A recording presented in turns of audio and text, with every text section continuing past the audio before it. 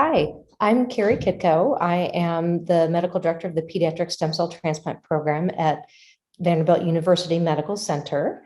And I'm going to be talking today about some updates on biomarkers in graft versus host disease. So as you may be aware, there are many efforts to discover more biomarkers to help us with both diagnosis, predicting, as well as trying to understand potentially treatment response in graft versus host disease, which can be a very clinically challenging disease.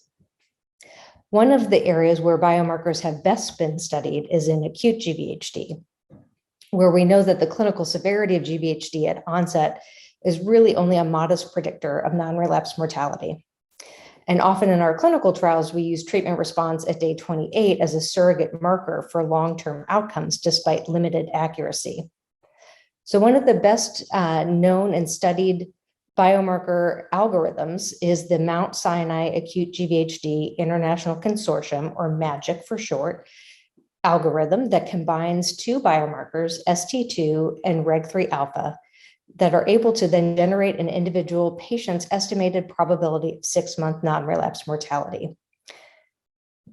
This stratifies patients according to their risk of non-relapse mortality. So patients with low-risk disease, or what we call Ann Arbor 1, have about a 10% risk of non-relapse mortality, whereas those with Ann Arbor 3, or the high-risk category, have about a 45% risk of non-relapse mortality. These biomarkers hold up across various Glucksberg scores, so that even patients presenting with maybe just a mild skin rash, there is about 20% of the patients that might actually have high-risk biomarkers. And on the flip side, the same is also true of those patients that walk in with more clinically severe disease, with about a quarter of the patients actually having low-risk GvHD by biomarkers. So these biomarkers have been studied in thousands of patients and validated in external validation sets. So we have been able to incorporate these biomarkers into clinical trial design, including to try and reduce toxic therapy upfront. So if you're a patient with good risk biomarkers, perhaps we can get away with not treating with steroids upfront. And that approach has been tried in the BMT-CTN 1501 study that randomized patients to either prednisone or sirolimus, as well as a smaller study that was still multi-center through the MAGIC Consortium looking at a medicine called itacitinib, and that was not a randomized study.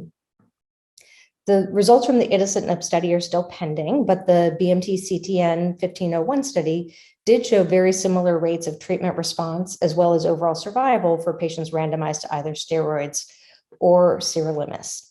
And this is important because this shows that perhaps we can get away with less therapy for our patients based on these biomarkers.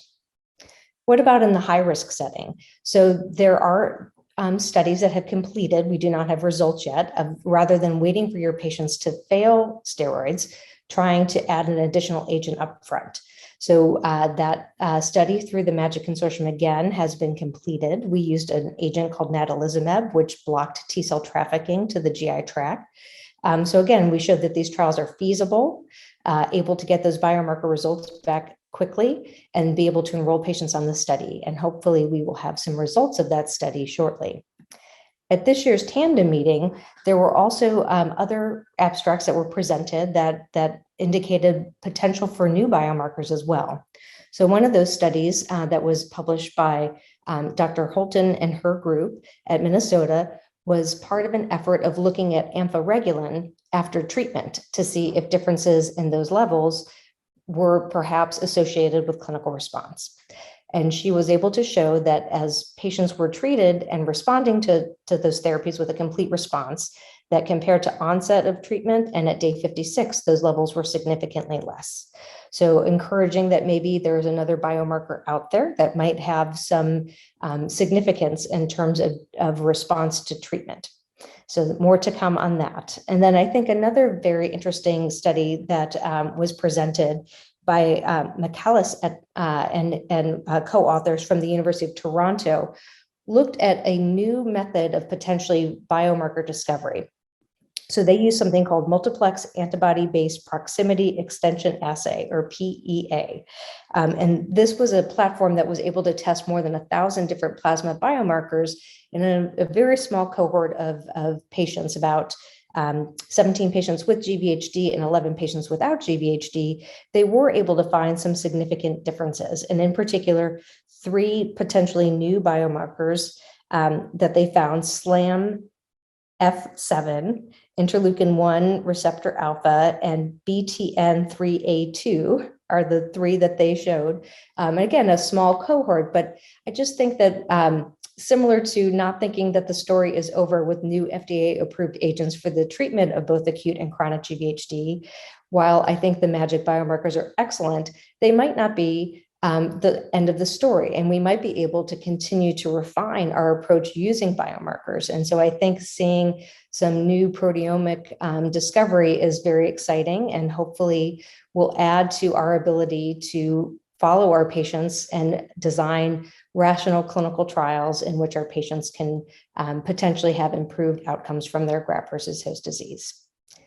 And that is all I have to say today. Thank you.